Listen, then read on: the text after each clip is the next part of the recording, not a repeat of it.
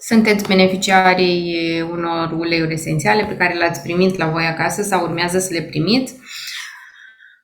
Așa că ce facem cu ele? Nu o să mă mai prezint, că pe mine m-ați văzut de foarte multe ori pe grup și de asemenea ați primit și foarte multe mail-uri cu detalii despre mine. Însă pot să vă spun așa, cel mai important este că am 5 ani de testare și nu testare la modul că am pus uleiul pe mine și atât, de informare și înțelegerea cum funcționează ele.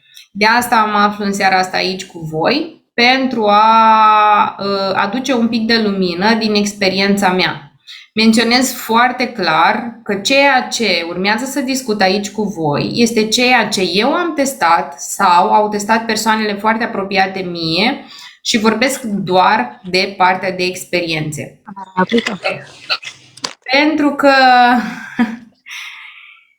Pentru că foarte multe întrebări au fost pentru mine atunci când am achiziționat uleiurile esențiale. Îmi dau seama că și pentru voi, cei care abia ați intrat în posesia lor, se întâmplă cam același lucru. De cele mai multe ori, uleiurile astea esențiale sunt achiziționate pentru că avem o nevoie, dar în momentul în care le primim, ne blocăm și nu mai știm ce să facem cu ele. O să încep cu ceea ce este esențial să cunoaștem. De ce folosim aromatic? Și aici când vorbim de aromatic, vorbim de cele mai multe ori despre difuzor sau inhalarea din palme, exceptând acele alte dispozitive care se folosesc pentru inhalare. De ce folosim lucrul ăsta?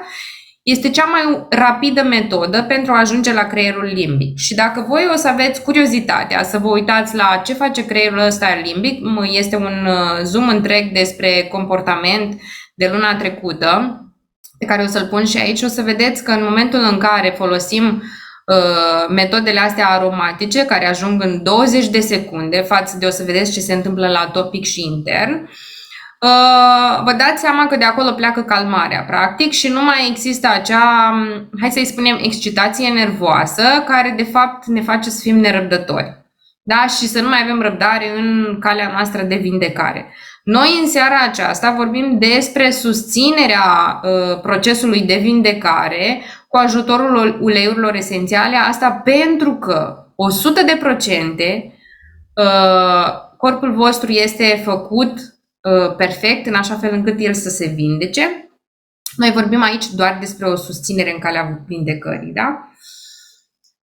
A doua metodă pe care noi o folosim este cea topică, adică efectiv luăm un ulei esențial și îl aplicăm pe diferite zone.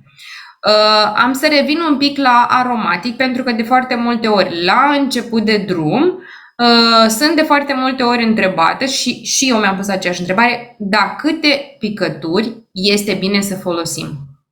Atunci când aveți copii mici, eu, ținând cont că, după cum știți, la capitolul ăsta stau foarte bine și foarte mult am folosit atunci când copiii erau și încă sunt mici, la 5 metri pătrați de încăpere folosesc o picătură, maxim 2 de ulei esențial. Asta este ceea ce o pun în difuzor. Noi dormim împreună cu copiii într-un dormitor care are 12 metri pătrați și atunci noi punem 2 picături din fiecare ulei esențial. În difuzor punem uleiurile esențiale în felul următor. Dacă sunt uleiuri unice, adică lavandă, mentă, tămâie, și nu sunt doar acestea unice, doar am dat un exemplu, folosim câte o picătură din fiecare, pentru că sunt uleiuri unice și ne putem permite ca în difuzor să punem 3 uleiuri. Dacă folosim un blend, așa cum este un guardu pentru cei care și-au achiziționat un kit home, onguardul nu îl utilizez decât cu încă un ulei unic lângă el. Nu folosesc mai mult de un ulei unic lângă un blend. Asta este, din punctul meu de vedere, o condiție de bază ca noi să cunoaștem ce anume să punem și cum anume să folosim. Dacă în acea încăpere sunt animale, Părerea mea și experiența mea demonstrează că folosim aceeași cantitate. Asta pentru că un pisic, de exemplu, are 2-3 kg. Cine are pisoi știe foarte bine că ele sunt foarte mici și nu au nevoie de o cantitate foarte mare de ulei esențial. Bun. Dacă însă vorbim despre oameni maturi, da, și vrem ca ceea ce ei inhalează să fie într-o cantitate mai mare, atunci folosim până la maxim 5 picături de ulei esențial la 5 metri pătrați. Da? Adică, ca să structurez aici mai bine, să spunem că astăzi difuzez ceva pentru căile respiratorii, pentru că le am înfundate.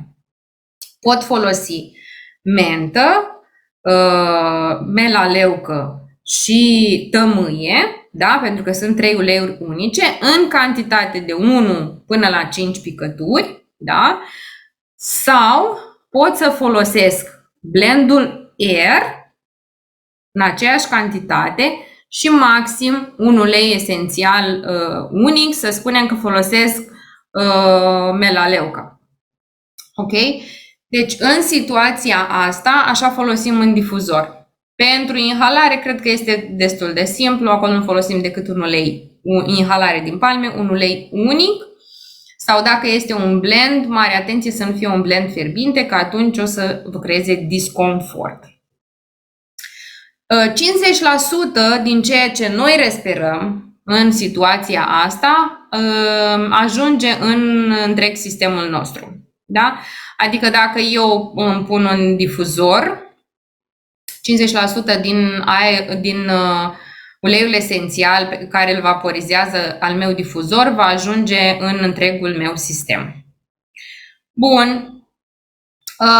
Topic, să revenim la topic. În situația topică, pornim în primul rând de la faptul că este cel mai bine să le folosim diluate. Da, eu acum, de exemplu, la experiența pe care o am, nu mai fac tot timpul lucrul ăsta, dar este strict asumarea mea. Eu, la o persoană care începe, nu aș recomanda niciodată ca să nu diluați uleiul esențial. Cum îl diluăm? Important este să aveți o bază naturală. Noi plecăm de la baza pe care o avem în doTERRA, uleiul fracționat de cocos, el nu pătează, este safe, este 100% natural și nici nu râncezește atât de repede și pe altă parte nu apar pete pe haine, are mai multe beneficii.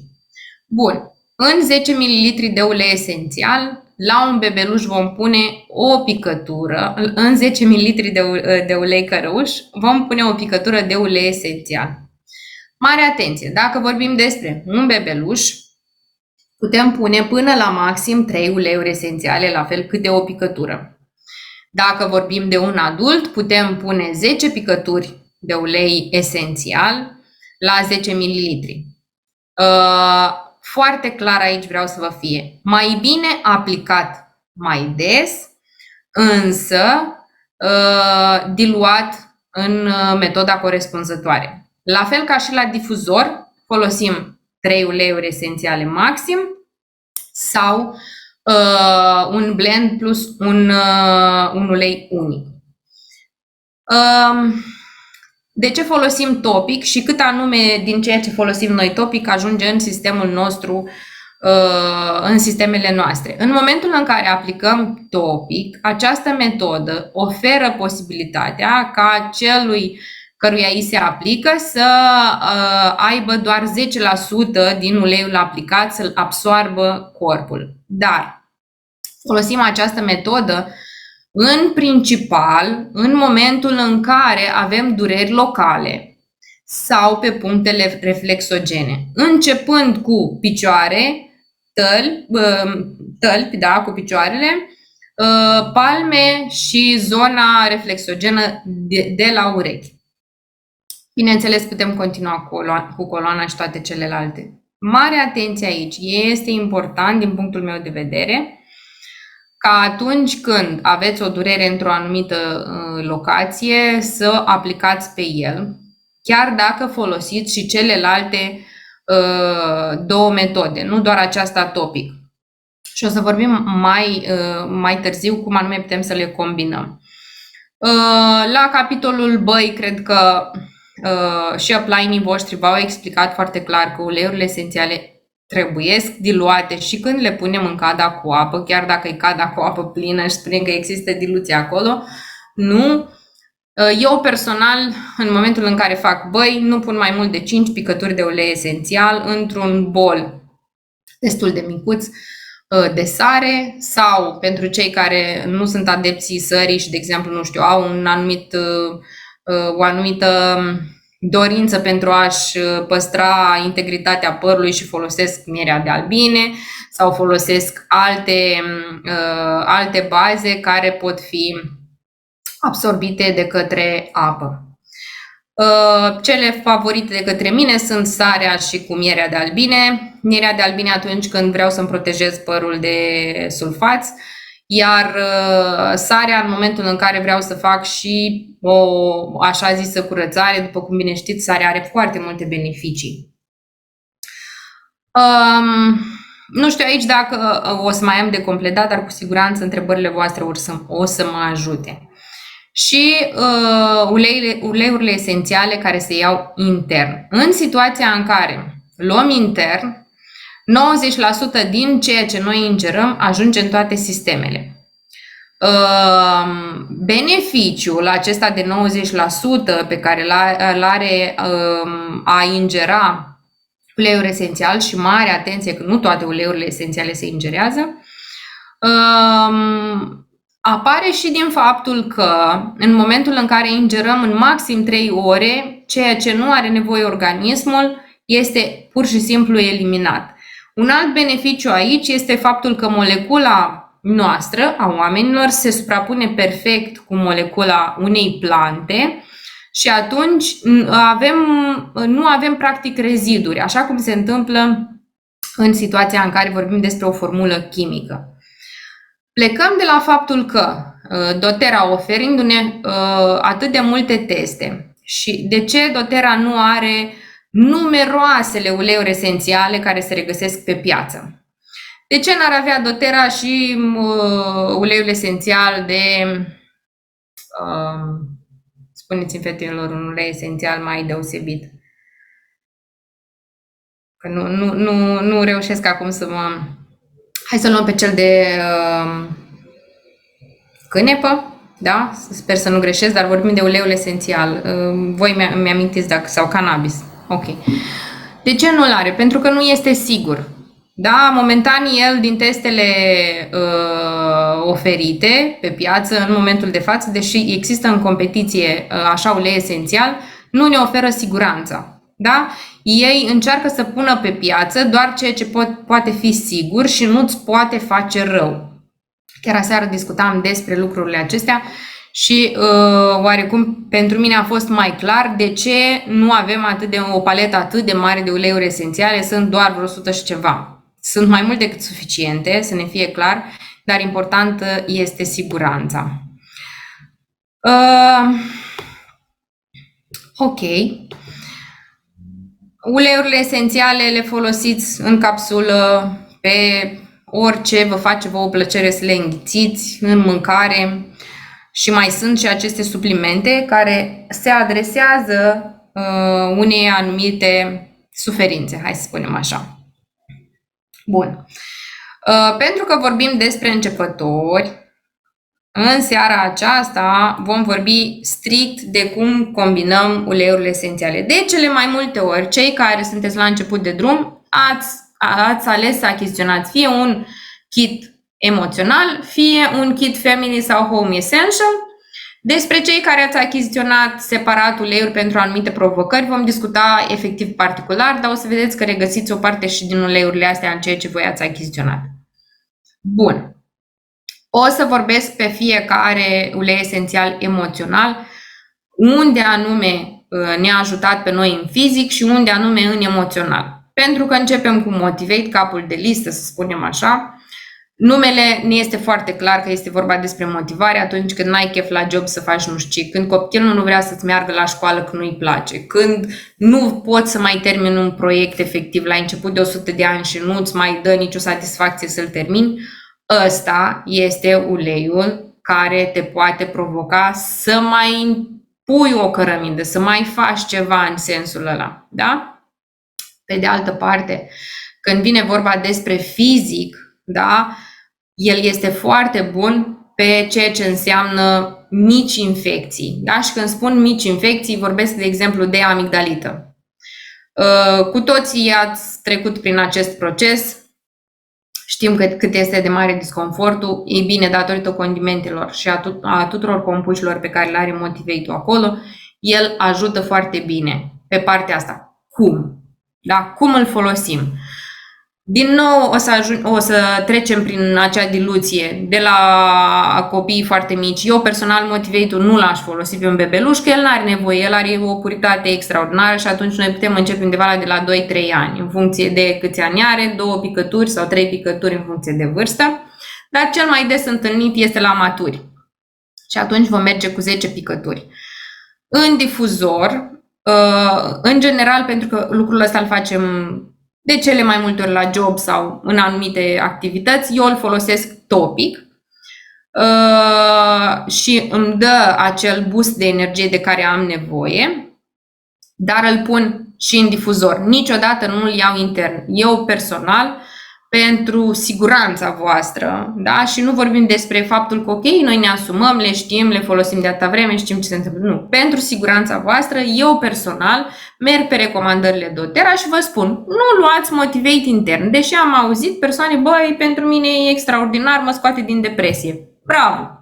Te scoate, treaba ta, este asumat, îți asumi că le iei și intern. Bun. Apropo, Motivate-ul ăsta ajută foarte mult persoanele care sunt depresive, dacă tot am ajuns la depresie. Difuzat la fel cu aceleași diluții pe care le-ați auzit mai devreme. Eu personal, atunci când folosesc Motivate-ul, folosesc împreună cu CIR. Mare atenție! Ele se pun în difuzor separat sau se folosesc în blend separat. Deci nu facem din Motivate și CIR împreună un blend. Nu. Da, eu am fost și sunt în continuare persoana care testează pe mine și mi le-am pus pe toate 6. Dar asta nu înseamnă că eu vă recomand vouă, pentru că ele sunt atât de puternice și caută să-ți regleze atât de mult emoțiile încât nu mai știu pe care să ia prima. Dacă voi sunteți echilibrați emoțional, ok, puteți să le puneți pe toate 6, nu cred că are vreo mare efect. Dar cum eu nu pot să spun că sunt cea mai calibrată persoană și presupun că mai sunt și alții ca mine pe aici, eu recomand un singur blend din astea pus în alt dilua. Bun. PIS-ul. Vorbim de emoție, este clar atunci când nu mai avem liniște, da? Nu avem efectiv liniște, îl folosim. Eu personal astăzi am avut o experiență cu o situație în care nu reușeam efectiv să mă liniștesc și am folosit PIS-ul. Este adresat copilului interior atunci când n-ai răbdare, vrei să faci o grămadă de lucruri și nu ți iese nimic și așa mai departe, și plus iubirea de sine, că de fapt uleiul PIS se adresează iubirii, din punctul meu de vedere. Asta este uleiul numărul 1. Dar PIS-ul ăsta nu este doar pentru o emoție. El ajută foarte bine persoanele care au dezechilibre în sistemul cardio. Da? Mare atenție că nu vorbim de cei care sunt sub tensiune, ci vorbim de cei care sunt cu tensiunea mărită.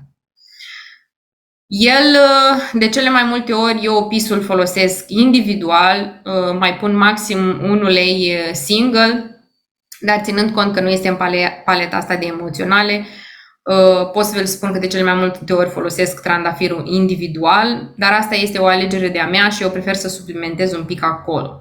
Dar, mă repet, nu este în paleta asta de uleiuri esențiale. Bun.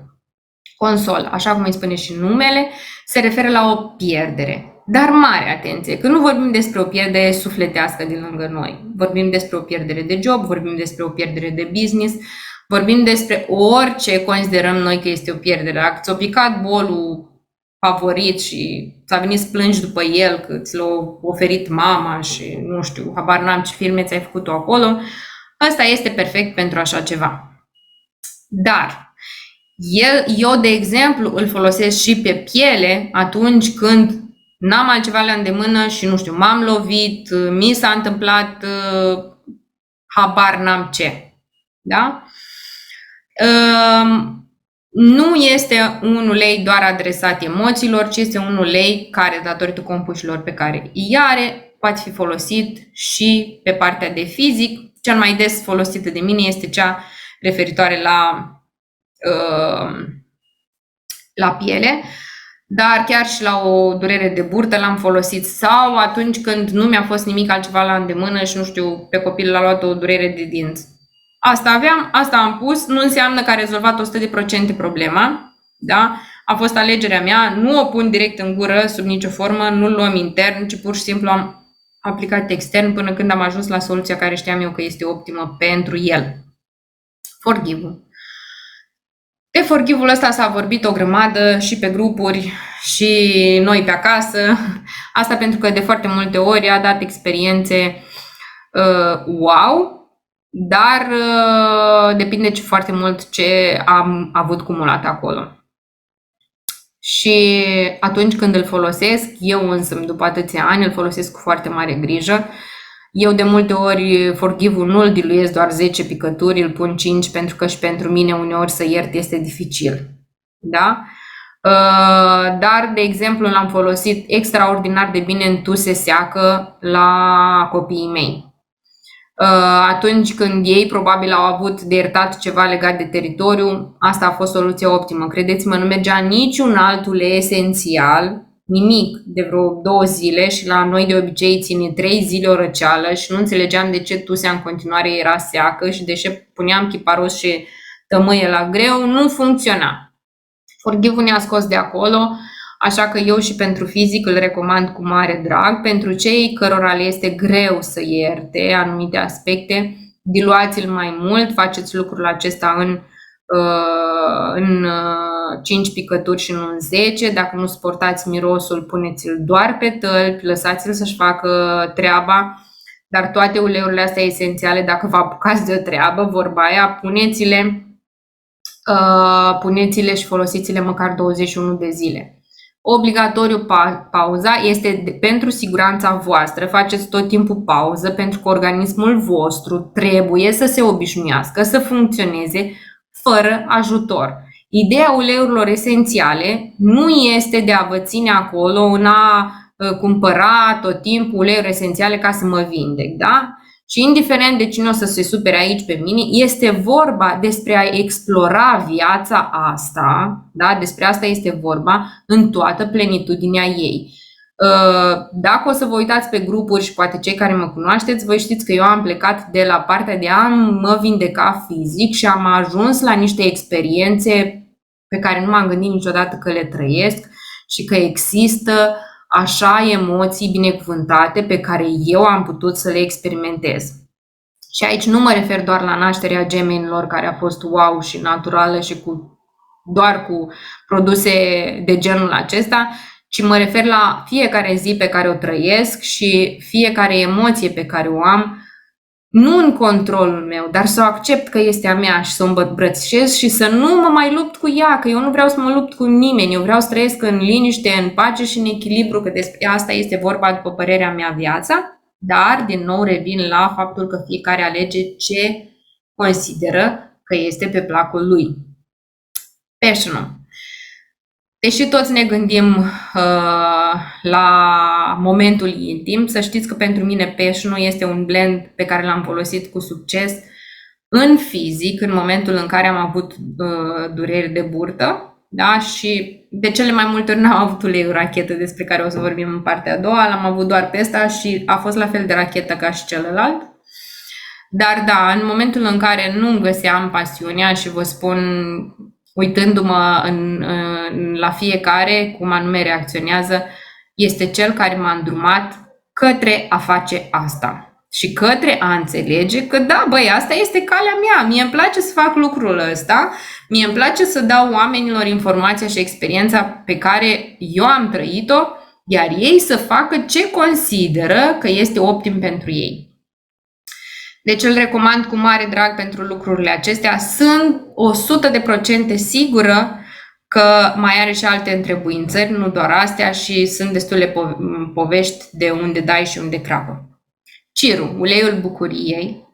Atunci când nu mai știi ce să faci pentru că pur și simplu ți se pare că ți-au necat corăbile și nu mai ai nimic optimist în tine și ți se pare că până atunci ai fost falsul optimist și degeaba ai fost optimist că oricum nu s-a întâmplat nimic bun, atunci ăsta este uleiul care îți poate aduce acel boost de energie de care ai tu nevoie să treci mai departe și să nu mai vezi lucrurile chiar atât de negre și să începi să-ți scrii o listă cu ceea ce a făcut bun experiența aia din tine și cu siguranță celelalte schimbări pur și simplu vin.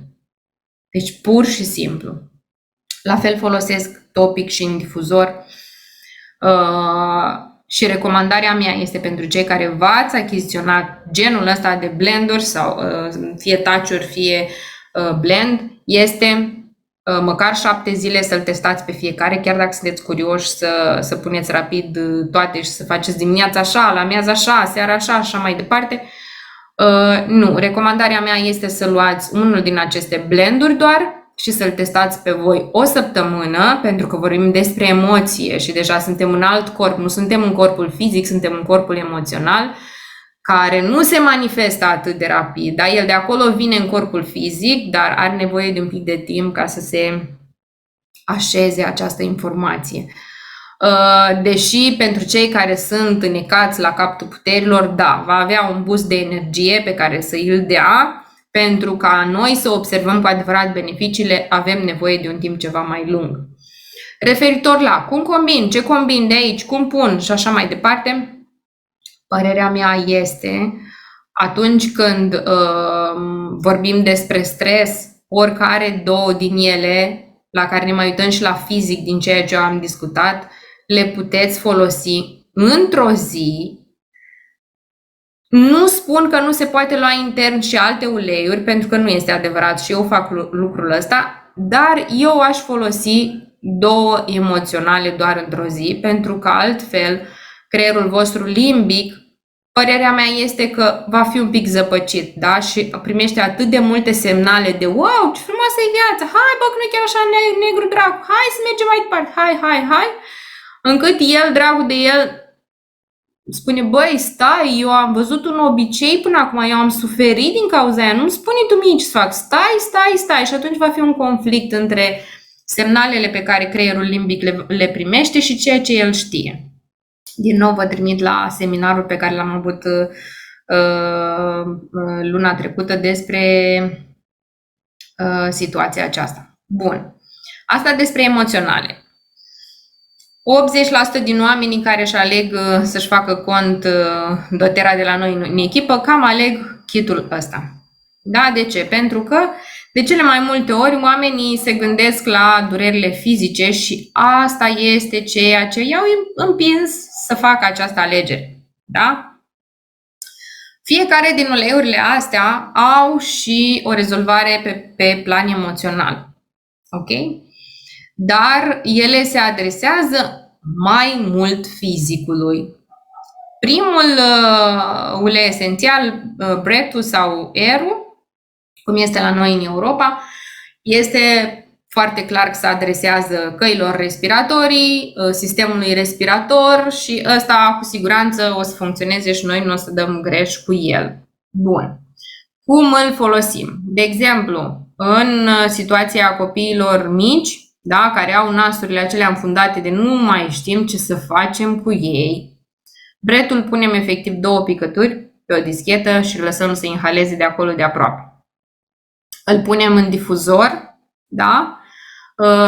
Dar de ce punem pe dischetă? Ca să înțelegem. Cantitatea de ulei esențial, ținând cont că pe căile respiratorii va inhala în momentul ăla o cantitate mai mare de ulei esențial decât ți-a dat ție difuzorul, și 50% de acolo va rămâne în sistem din ceea ce el a respirat și mai ajunge și în 20 de secunde la creierul nostru limbic și el va reacționa. Tocmai din cauza asta îl folosim sub modelul ăsta. Cel puțin eu asta fac chiar și acum după 5 ani. Pentru mine asta este cea mai bună opțiune. Voi puteți testa și puteți da dreptate sau puteți să refuzați ceea ce eu spun. De cele mai multe ori, pentru căile respiratorii, eu bretul îl combin cu tea tree, cu melaleuca. Dacă pun și melaleuca, atunci folosesc doar o singură picătură de bret și o singură picătură de melaleucă. Același amestec îl fac pentru căile respiratorii și în aplicare. Indiferent că vorbim de un adult sau de un copil, diluțiile deja le cunoașteți și le aplic în consecință. Da? În difuzor pun abia pe parcursul zilei, în momentul în care eu am scăpat, ca să spun așa, de situația critică. Da? De acel, nu știu, nu pot să respir, stau cu gura deschisă și așa mai departe. Ok? În difuzor eu așa procedez. Voi testați și voi pe voi și vedeți dacă este ok sau nu este ok. Bun. Amestecul Deep Blue. În primul rând, recomandarea foarte clară și a tuturor specialiștilor în domeniul ăsta este că Deep Blue se folosește după vârsta de 5 ani. Da? Nu-l folosim mai devreme pentru că wintergreen-ul acesta are niște substanțe care nu sunt potrivite pentru un copil în dezvoltare. Da? Și atunci, Deep Blue, de cele mai multe ori, îl folosim la adulți. Da, sunt situații în care, de exemplu, mie un Zito îmi arată specific că cu Deep Blue voi ieși din cercul acela. Da? Inclusiv la răceli sau la dureri de oase sau la dureri abdominale. Da? Și aici mă refer la tot ce ține de stomac. Da, îl folosesc și așa. Recunosc, eu îl pun foarte rar pe acesta în difuzor. Așa am considerat eu că este potrivit pentru mine. În momentul în care pe mine mă doare genunchiul, eu îl aplic direct pe genunchi. Pe mine în momentul în care mă doare stomacul, în situația asta îl aplic direct pe stomac dacă doar pe ăsta l-am. Diluat așa cum v-am spus. Deep Blue îl combin de fiecare dată cu tămâie sau copaiba. Asta este alegerea pe care eu o fac, dar pentru că aici vorbim despre kitul home, Deep Blue se folosește foarte bine cu tămâie. Zengestul, numele a spus tot ce am zis mai devreme, uleiul rachetă, el funcționează foarte bine pe sistemul digestiv, dar de foarte multe ori noi femeile îl folosim și în dureri menstruale. Am avut surpriza ca clericalmul la anumite persoane să nu funcționeze, dar Deep Blue și separat, mare atenție, Zengestul, da, aplicate alternat să funcționeze. Cât de des?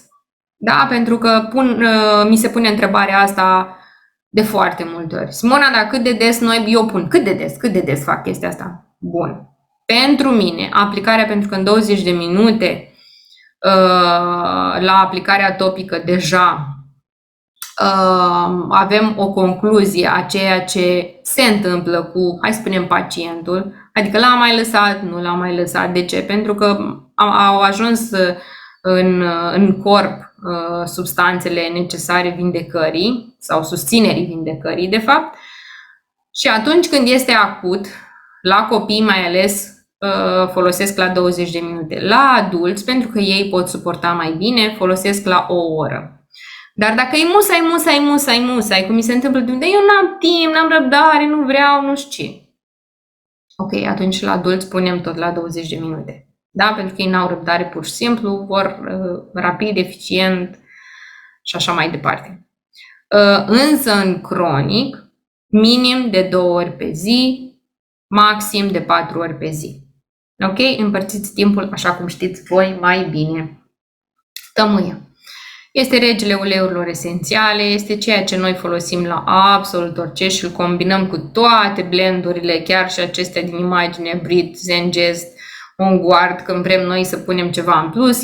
La mine personal, de cele mai multe ori, din acele 3 uleiuri esențiale pe care le combin, tămâia nu prea lipsește. Da? de cele mai multe ori. De exemplu, dacă am mucozități și nu vor să iasă sau mucozități și curg abundent, pun tămâie cu bread. Dacă vorbim despre dureri, din nou pun Deep Blue cu tămâie. Dacă vorbim de dureri abdominale, intern tămâie, Zengest extern sau și intern Zengestul. Să mai lămuresc încă o dată partea asta de intern, pentru că la emoționale am fost foarte clară și am spus răspicat, nu intern.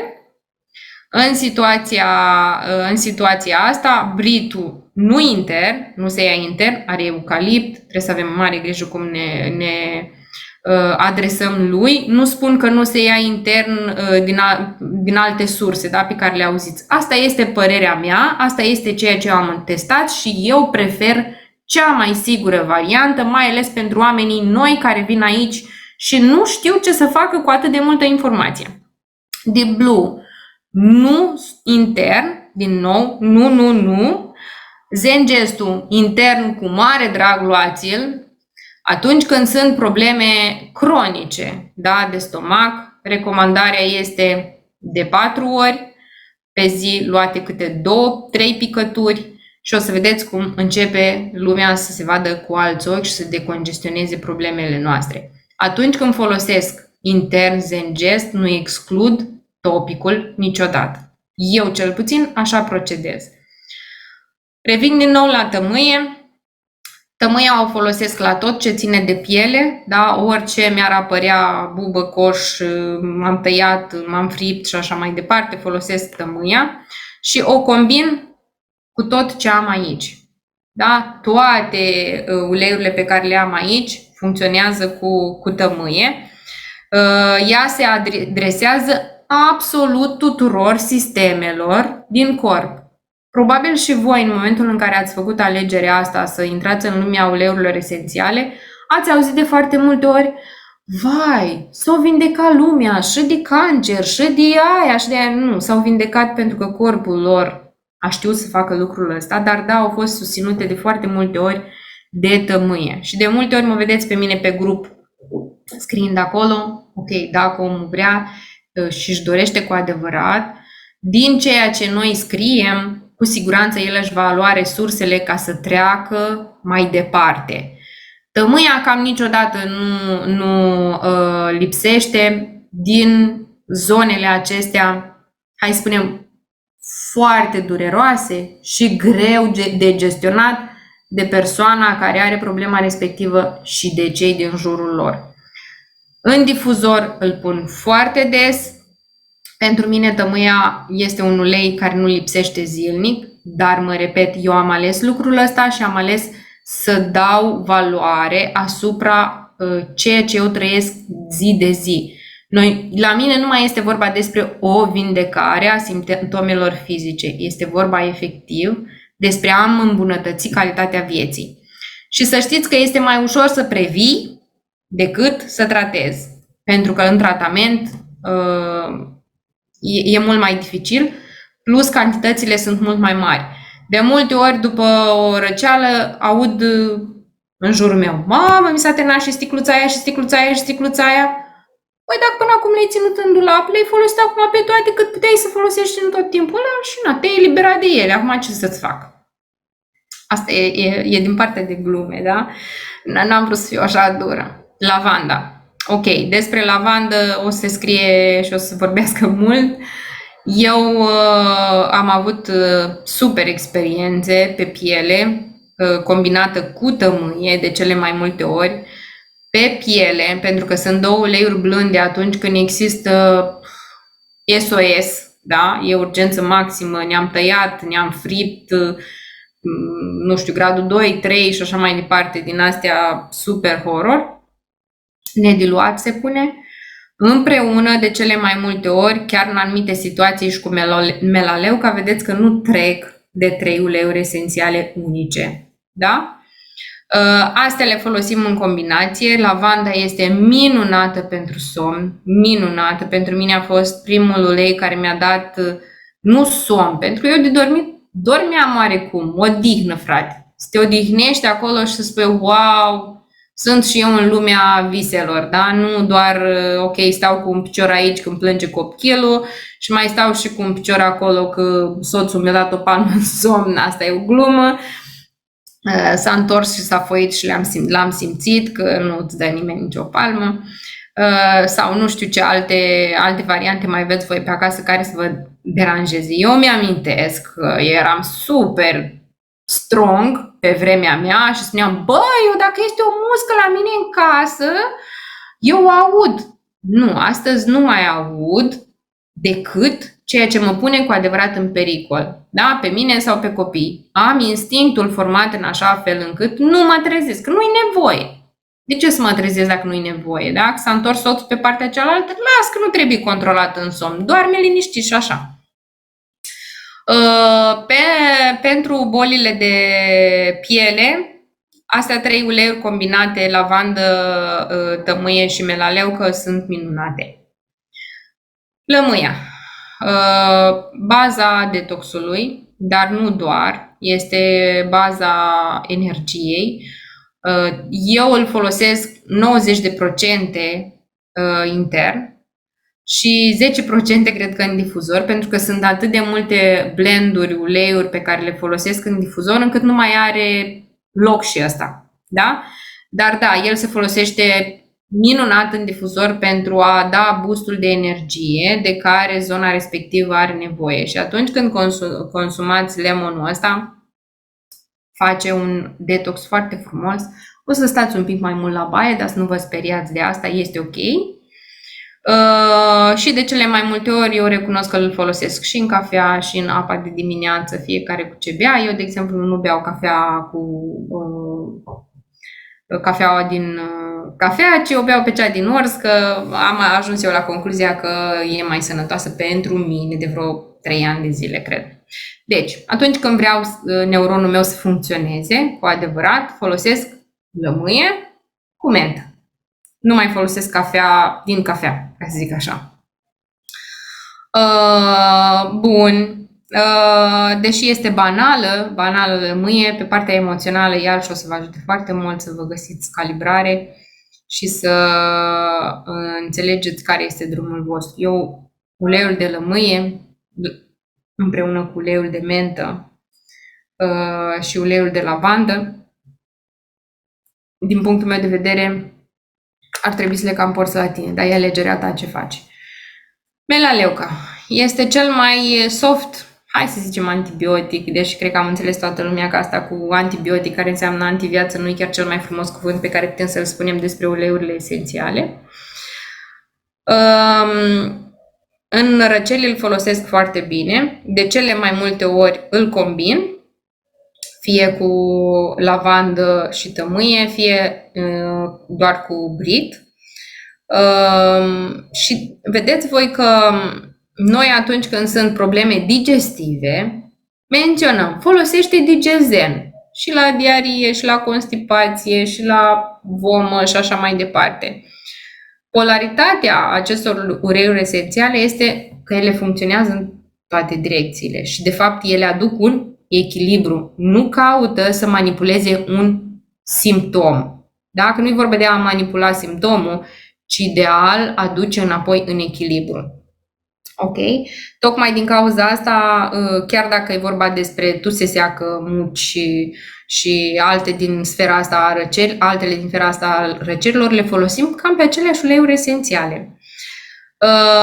De foarte multe ori este folosit alături de un guard pentru a aduce un sistem imunitar mai bun. De fapt, ce se întâmplă acolo? El echilibrează la nivel emoțional persoana respectivă, ca atunci când primește orice fel de informație din exterior să nu mai ia chiar așa nume de rău. De fapt, când ne gândim la esență ce fac uleiurile astea, astea ele fac. Da?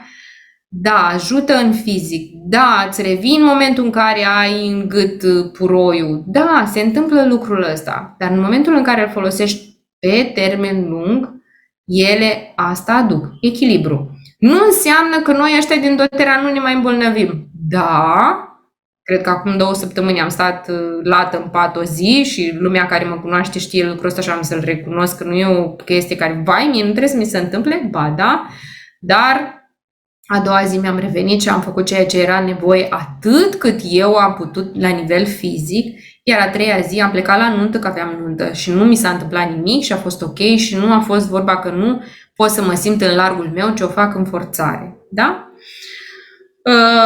Așa cum am spus mai devreme, ungardul îl folosim de cele mai multe ori în combinație cu melaleuca. Eu astea două la copiile cam folosesc în difuzor pentru că timpul este în așa fel la noi și pentru că alte blenduri le folosesc la nivel topic, astea stau de cele mai multe ori în difuzor. Bun, oregano, din nou ajungem la un antibiotic, deși despre ungard, o să mai vorbim la final și despre anumite rețete pe care le folosesc eu cel mai des. Despre oregano se spune că este unul dintre cele mai puternice antibiotice, din nou. Îl folosesc atunci când, ok, se observă că zona infectată, da, și aici mă refer la dureri profunde, răceri profunde, care deja observ că, ok, moale omul, ce facem în situația asta, sau atunci îl folosesc. Da? Însă, de obicei nu pun 10 picături, de obicei pentru începători eu merg tot cu 5, maxim 8 și depinde foarte mult ce situație individuală aveți. Însă îl folosesc și nediluat atunci când avem verruci. E dureros dacă dai pe lângă, dar este foarte eficient și ați văzut de foarte multe ori unghiile toate, wow, cât sunt ele de vindecate și minunate. Da, așa este, el ajută în această zonă, în zona ciupercilor, care se formează acolo și nu vin degeaba, dar el ajută să echilibreze zona respectivă și să le trimită la plimbare, hai să spunem așa. Bun. Cred că cam asta despre oregano și cum îl folosesc eu. Pentru copii, din nou, el de cele mai multe ori ajunge în difuzor și nu topic, dar atunci când nu am fost atentă, da, și am trecut, și o să vorbesc mai acum despre, ok, când e cel mai potrivit să aplic, ajung la oregano în momentul în care eu chiar n-am fost atentă și nu am văzut care este starea. Menta este un ulei din nou fierbinte. Mare atenție cu el, ajută foarte bine la căile respiratorii, ajută foarte mult la energizarea persoanei, da? Și aduce, din punctul meu de vedere, claritate. Adică eu când folosesc menta sunt mult mai atentă la cum reacționez eu și ce se întâmplă în jurul meu. O să reiau, să spun care se iau intern, care nu. Bretul nu, din nou am spus mai devreme Deep Blue nu, Zengestul da, tămâia da, se ia intern lavanda da, lămâia da, melaleuca da, unguardul da, oregano da și menta. Toată lumea cred că știe flomul și rețeta flomului atunci când e grav și nu mai putem să ieșim de undeva. El se face în miere de albine în funcție de cât este de gravă situația. La metoda SAFE, de cele mai multe ori uleiurile blânde, cum ar fi lămâia, punem 10 picături la 200 de ml de mentă, însă oregano punem doar 2, unguardul punem 5, tămâia punem 10. Să văd dacă am uitat ceva. Lămâie și tămâie. Nu, n-am uitat absolut nimic. Cam asta este rețeta și atunci când arde, se ia de jumătate de oră, atunci când nu arde o luăm la 2 ore. 2-3 ore. Ok? Mare atenție la copiii voștri, o folosiți dar și intern, dar cu mare precauție și cu atenție asupra cât de des o folosim la ei, de obicei maxim de...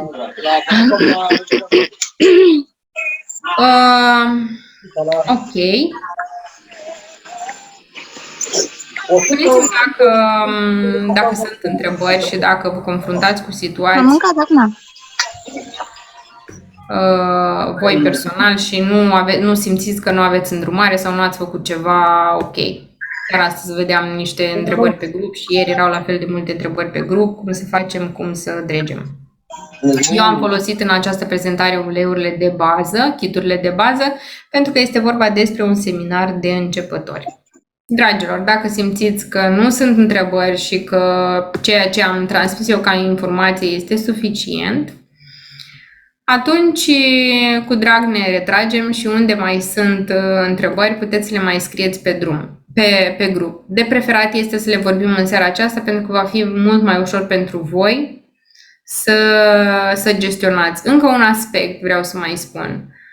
Atunci când observați un simptom la început, faceți aplicările mai des pentru că o să aveți beneficii și nu o să dureze atât de mult. Adică dacă observați că copilului a început să-i se înfunde nasul, dar nu este el chiar așa de înfundat, eu personal prefer să dau topic, să dau difuzor, să fac băi, da? Dar să le fac mult mai des. Asta pentru ca să nu ajungem în situația în care el să stea mai mult de 3 zile în simptomul respectiv. De cele mai multe ori, a doua zi cam se lămurește treaba. Dar dacă stați, atunci este necesar să ajungem la artileria grea. Oregano, deep blue și așa mai departe, în funcție de ce situație aveți. Deci recomandarea mea este ca să începeți încă din primul moment în care ați văzut simptomul. Că este vorba despre febră, da? Că tot n-am vorbit despre febră, la copiii mici la febră folosim până în 2-3 ani lavandă și lămâie.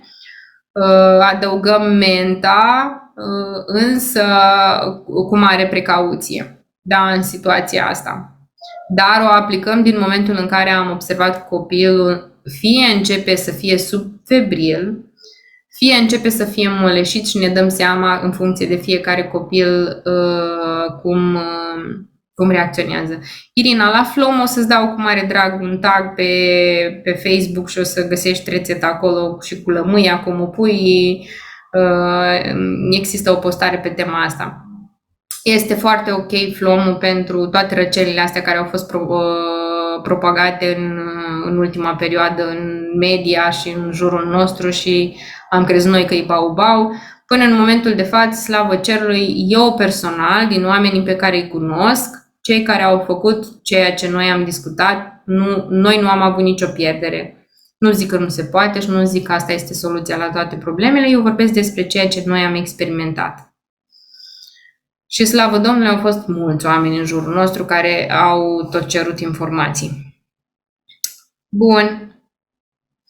Mă bucur că ne-am văzut în seara asta, mă bucur că ați fost într-un număr atât de mare. Eu cu drag vă stau la dispoziție pe grupuri sau pe e-mail. Pentru cei care au intrat de pe e-mail, scrieți acolo și orice întrebare aveți, cu siguranță cineva vă va răspunde. Chiar dacă nu va fi în secunda aia, pentru că de fiecare avem un anumit orar și suntem într-o anumită activitate în momentul ăla și de cele mai multe ori o activitate durează o oră, două.